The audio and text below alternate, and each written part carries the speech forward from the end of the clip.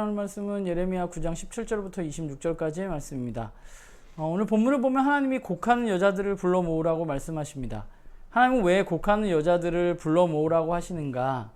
하나님의 백성이 종말이 임박했음에도 불구하고 슬퍼하지 않기 때문입니다. 그들로 하여금 이 백성의 눈에서 눈물이 쏟아질 때까지 조가를 부르라고 하나님 말씀하고 계십니다. 슬픔을 당해도 슬퍼할 줄 모르는 이들을 위해서 하나님은 애가를 부르라고 하시는 것입니다. 오늘 본문을 보면 심지어 하나님은 그 애가를 더 많은 사람들에게 가르쳐야 한다고까지 이야기하십니다. 눈물과 애가가 필요한 시기가 있습니다.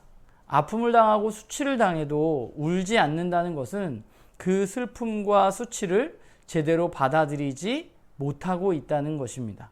사람들의 시체가 들판에 가득함에도 불구하고 울지 않는 이들, 슬퍼할 줄 모르는 이들, 그들이 문제인 것이죠. 그러나 우는 것에서 끝나서는 안 됩니다. 이 심판을 바라보면서 배워야만 합니다. 배우는 사람들이 지혜로운 사람입니다. 그렇다면 무엇을 알아야 하는가? 하나님이 어떤 분인 것, 그리고 하나님이 사랑과 공의로 이 땅을 다스리고 계시다는 사실을 알아야만 하는 것이죠. 세상 사람들은 자신의 힘과 자신의 지식과 지혜를 자랑합니다. 그러나 사실 하나님의 심판 앞에서 세상 사람들의 자랑은 아무것도 아닌 것이죠. 그것을 자랑하는 사람들은 그야말로 심판 앞에 미련한 사람들입니다.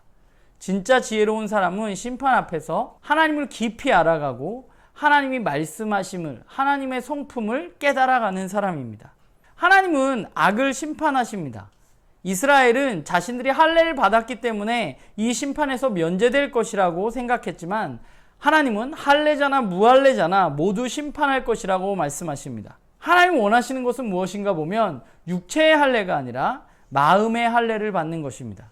마음의 할례라는 것은 하나님의 백성으로서의 구별된 삶입니다. 구별된 삶만이 하나님의 심판을 면할 수 있는 것이죠. 이 세상을 살아가면서 어떤 사람이 가장 지혜로운 사람일까 생각해 보면 이 세상의 창조주를 올바로 알고 그 창조주의 통치 방식을 아는 사람이 아닐까라는 생각을 해봅니다.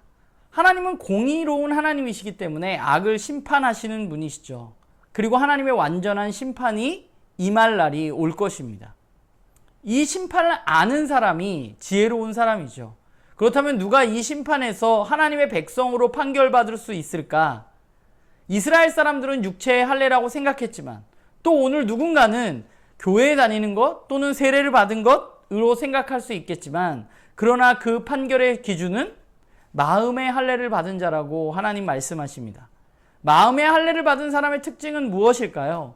신명기 30장에 보면 이렇게 말합니다. 내 하나님 여호와께서 내 마음과 내 자손의 마음에 할례를 베푸사 너로 마음을 다하며 뜻을 다하여 내 하나님 여호와를 사랑하게 하사 너로 생명을 얻게 하실 것이다 라고 말씀하고 있습니다.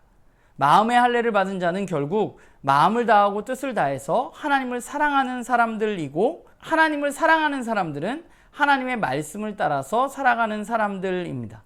이스라엘은 육체의 할례를 받았지만 하나님을 마음과 뜻을 다해서 사랑하지 못했습니다.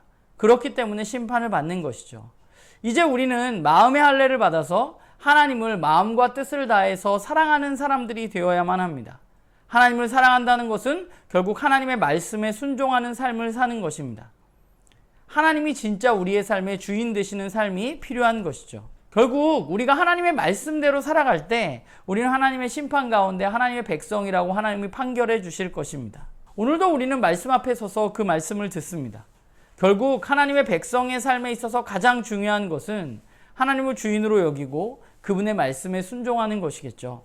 저는 목사인데 목사라는 타이틀이 저를 하나님의 백성으로 판결해 주지는 않을 것입니다. 저도 마찬가지로 하나님의 말씀대로 순종하고 살아갈 때 하나님의 백성으로 판결받을 수 있겠죠.